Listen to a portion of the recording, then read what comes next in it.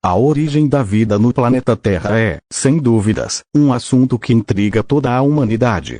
Várias já foram as hipóteses criadas para explicar tal evento, porém até os dias atuais nenhuma foi completamente comprovada. Neste texto abordaremos algumas das principais ideias de gênese da vida. De acordo com o criacionismo, todos os seres vivos surgiram na Terra por meio de uma criação divina. Segundo essa ideia, Deus criou todos os seres vivos, incluindo os seres humanos, como está relatado na Bíblia. Essa ideia de origem da vida é uma das mais antigas e até hoje é aceita por muitos fiéis em torno de todo o planeta. Panspermia é uma hipótese que afirma que a vida no planeta pode ter sido iniciada com base em partículas da vida que chegaram à Terra através do espaço. De acordo com o filósofo grego Anaxágoras, existiam sementes da vida em todo o universo.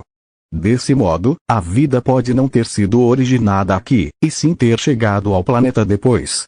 Essa ideia criou força no século XIX, quando os químicos Thénard, Vauquelin e Berzelius descobriram compostos orgânicos em amostras de um meteorito. Em 1871, o físico William Thomson propôs que meteoros ou asteroides, ao colidirem com planetas que continham vida, poderiam ter ejetado rochas contendo seres vivos. Assim, rochas contendo vida podem ter trazido ou colaborado com a origem da vida na Terra. De acordo com a teoria da panspermia, a vida pode ter chegado ao planeta por meio de um meteorito. Fragmentos do meteorito Murchison, por exemplo, contêm mais de 80 aminoácidos diferentes. Além disso, esses fragmentos, que caíram na Austrália em 1969, contêm, além de aminoácidos, outras moléculas orgânicas fundamentais.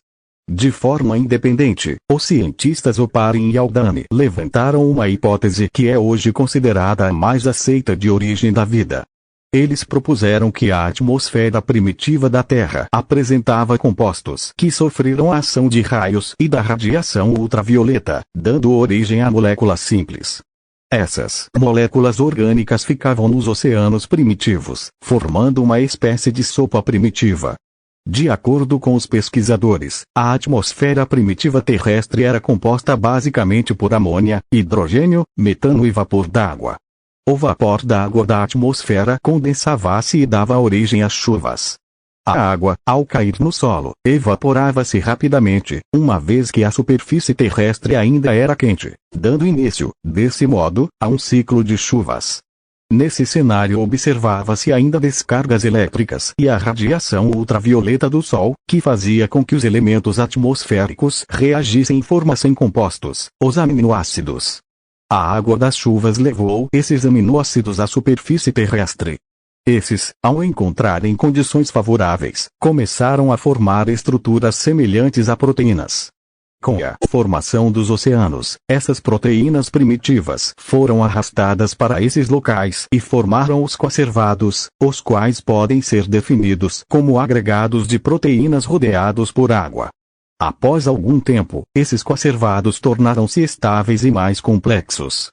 A ideia de Oparin e Haldane foi posteriormente testada pelos pesquisadores Miller e Urey, em 1953. Eles criaram um experimento em que foi possível simular as condições da Terra primitiva. O resultado foi impressionante, tendo sido eles capazes de produzir aminoácidos e outros compostos orgânicos. Desse modo, ambos concluíram que moléculas orgânicas podiam ser geradas de maneira espontânea em condições equivalentes às da Terra primitiva. Além de compreender como os seres vivos surgiram, os cientistas também buscam saber como esses sobreviveram em um ambiente tão remoto. Muito se discute ainda se o primeiro ser vivo era autotrófico ou heterotrófico, sendo possível observar muita discordância entre os autores de livros didáticos nesse sentido. Veja a seguir essas duas hipóteses. Hipótese heterotrófica afirma que o primeiro ser vivo não era capaz de produzir seu próprio alimento. Desse modo, esses primeiros seres alimentavam-se de moléculas orgânicas que estavam presentes no meio. Os que defendem essa ideia afirmam que os seres vivos primitivos seriam muito simples e incapazes de produzir seu próprio alimento. Provavelmente esses organismos extraíam energia dos alimentos por meio da realização da fermentação. Hipótese autotrófica afirma que os primeiros seres vivos eram capazes de produzir seu próprio alimento. Os autores que sustentam essa ideia acreditam que a Terra não possuía moléculas orgânicas suficientes para alimentar esses primeiros seres. Entretanto, vale destacar que provavelmente os primeiros organismos conseguiram obter seu alimento pelo processo de quimiossíntese, que não necessita de energia luminosa, como a fotossíntese. Na quimiossíntese, os seres vivos produzem moléculas orgânicas utilizando a energia química proveniente de compostos inorgânicos.